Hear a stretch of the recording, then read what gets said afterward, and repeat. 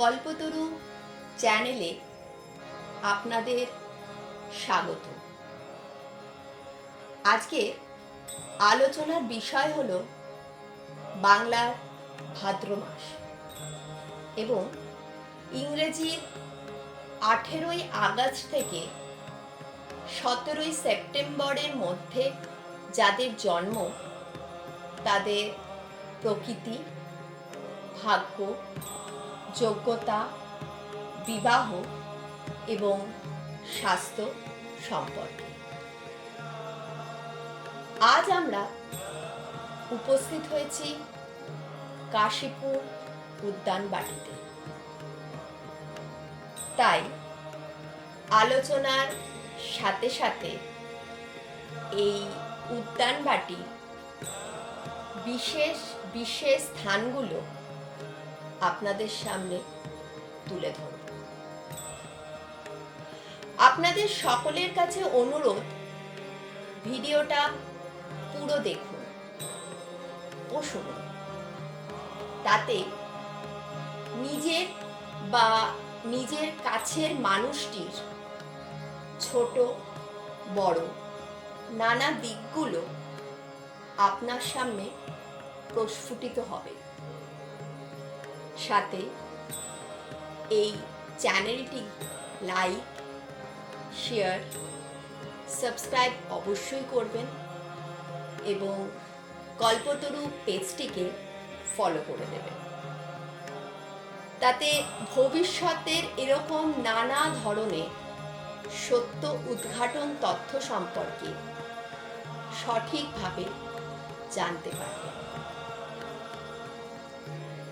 বাংলার ভাদ্র মাস বা ইংরেজির 18ই আগস্ট থেকে 17ই সেপ্টেম্বরের মধ্যে যাদের জন্ম সেই সব ব্যক্তিদের প্রকৃতি বিষয় বলতে গেলে প্রথমেই বলতে হয় আপনার মধ্যে সবচেয়ে বড় যে জিনিসটা সেটা হবে আপনার হৃদয়। অর্থাৎ আপনি অনেক বড় মনের একজন মানুষ, যেখানে গভীর অনুভূতি এবং দৃঢ় ঐকান্তিকতা বর্তমান।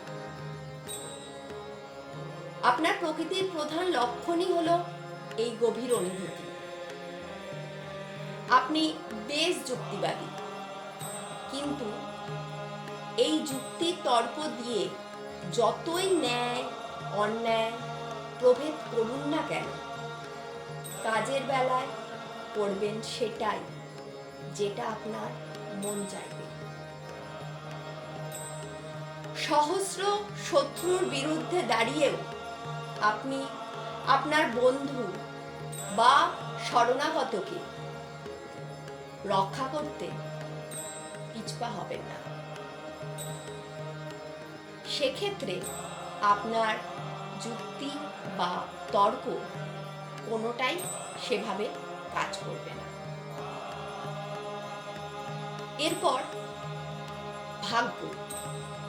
এই ভাগ্য বিষয়ে বলতে গেলে যেটা বলা যায় সেটা হলো অর্থ সম্পত্তির ব্যাপারে আপনি বেশ সৌভাগ্যশালী।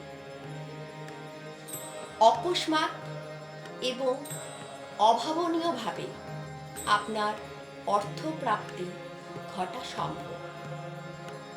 তবে যে বিষয়ে আপনি একটু হতাশা পাবেন সেটি হলো স্নেহ। কারণ আপনার কাছে পার্থিব সম্পদের চেয়ে এই স্নেহ সম্পদটাই বেশি কাম্য হবে, অথচ সেই জিনিসটাই আপনি পাবেন কম। হৃদয়ের দিক দিয়ে আপনি জীবনে অনেক অভিজ্ঞতা লাভ করবেন।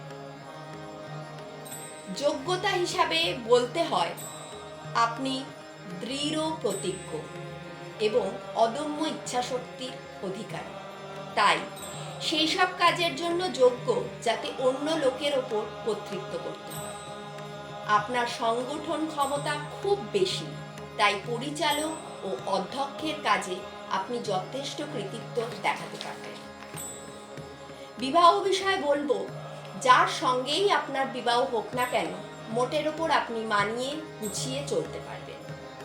সাধারণত আপনার দেহ মজবুত হবে, তাই যে কোনো রোগের আক্রমণ থেকে খুব সহজেই আপনি আত্মরক্ষা করতে পারবেন এবং সুস্থ হয়ে উঠবেন। উপরোক্ত বিষয়গুলো মাথায় রেখে যদি সামনের দিকে আপনি এগোন, তবে উন্নতির পথটি প্রশস্ত হবে এবং জীবনে উন্নতির দিকে এগিয়ে চলতে পারবেন। ভালো থাকবেন, সুস্থ থাকবেন, এই শুভ কামনা দিয়ে আজকের আলোচনা এখানেই শেষ করলাম। নমস্কার।